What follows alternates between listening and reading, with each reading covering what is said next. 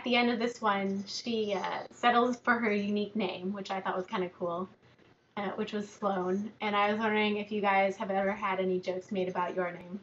And I have a bunch, so. You do? Yeah. Danielle, I don't Danielle. It's like the whole like Daniel thing. What? Or just because it's like Daniel, like people get that confused. Yeah, okay, like, I'm not even joking. Like, 2 weeks ago, when I was in lab, we had to, like, have lab groups because it was, like, our first lab of the semester. And there's this girl, and she's from China, which is, like, okay, she's from China. But she does speak English, and, you know, she's been in the U.S. for a few months, so I don't think it's completely excusable. But... you know, I was introducing myself, and I told her my name was Danielle, and she, like, because she just pauses for a second, and she goes, "Isn't that a boy's name?" And I was like, oh, God. Nope. I was like, I don't know how to respond to this. I can see, though, how, like, she wouldn't, like, hear the difference between Danielle and Daniel, because they do sound very similar, like speaking another language, you know? I can see how she could just totally misunderstand. Right. Yeah, like... looking back on it, I understand because it is close to Daniel, but at the time I was just like, you've got to be kidding me. I can understand that. Yeah, but then like... just don't confront somebody about that. I know, like, if she was thinking that, fine, but why would she actually have said that to me? But anyway. Yeah, but my other things... oh, I totally forgot about that one. I just wrote it down. But in first grade, there was this girl, Paige. And she told me I looked like a mule because my last name is Mueller. And I was like, really? So then I decided to tell her that she looked like a pig because her nose, like, stuck up. Paige. So, yeah, that was, like, my first grade funny. self. It started as a first grade. Aww. Yep. And so then, of course, I get, like, all the mispronunciations. They call me Daniel instead of Danielle, even though it's spelled differently. And you'd think that you would see, like, Danielle, and why would you pronounce that Daniel? I don't know. But anyway. And, okay, so then everyone, like, misspells my name, too. You know, they'll spell it Daniel. I don't know why. But I guess they just don't realize that Daniel and Danielle are two different names. And so... I don't know if they do this in Atlanta or wherever you are, Missouri, but at Starbucks here, when they tell you your drink, they make you, like, tell them your name so that they can write it. Yeah, and that bugs the crap out of me because I'll tell them Danielle, and then they'll stare at me like they don't understand what I'm saying. And then, then I repeat my name, and then, like, I get some sort of version of Dan written on my cup. And then, so, inevitably, when my drink is done, and the person, like, says, you know, chai tea latte for, Dan, and then it, like, comes out like that, like, in the middle of Starbucks, and it's just bad. And so, then I decided I had enough of that. So I was going to come up with a Starbucks name. It's a name that I tell them at Starbucks because they can't get Danielle right. So I was talking to my mom about it, and she found this hilarious. And she was like, well, you should use Sam because that's easy to spell, it's short, and I didn't think about this. Sorry. It's a good Starbucks name, I'll tell you.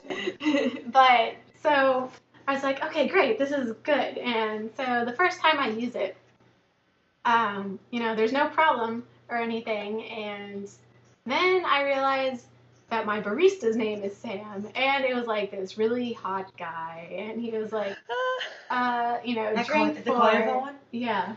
I know him! Yeah, I know, I always go in there and he's so cute. Yeah, and... side note.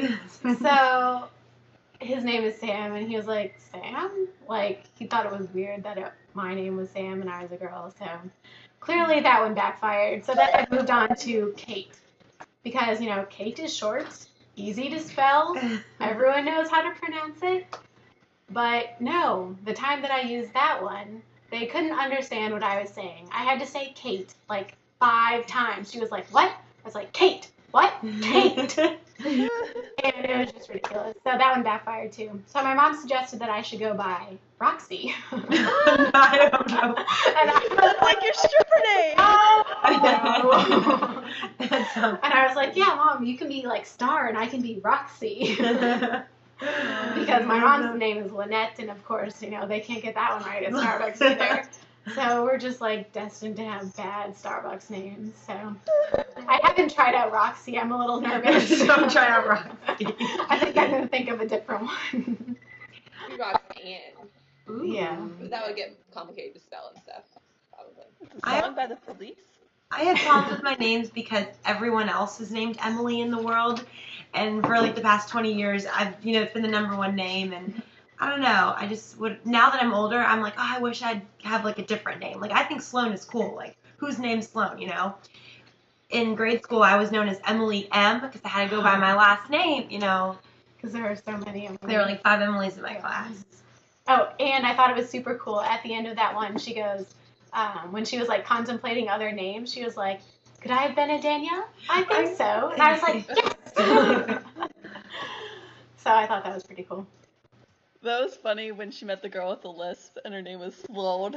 Yeah, that list thing was so funny. This one was One Night Bounce, where she basically had this like obsession with having a one night stand. I thought that was so weird because I never thought that a one night stand was like glamorous at all. Me neither. And she like somehow has this like complete misunderstanding that it's like this really glamorous thing, and you like. I thought that part was funny where you drink champagne and like jump on the bed. Yeah. It made me kind of think like, I raised my eyebrows a lot at her in this story, but I think she's a little more freewheeling and liberal than Definitely. I am. The whole like train story. I'm a grandmother. I guess I'm way too conservative. But that train story situation, gosh, I was yeah. like, oh my gosh. And I can relate to her thinking, things are really glamorous, things like that. Mm-hmm. When I was little, I used to think relationships were really, still I think relationships are really glamorous, but I thought like when I was 13, I would have a serious boyfriend, and we had this attic in our house in Chicago, and I thought that my dad would make the attic into an apartment for me and my boyfriend to live in together. When I was, like, that's my dream for when I turned 13.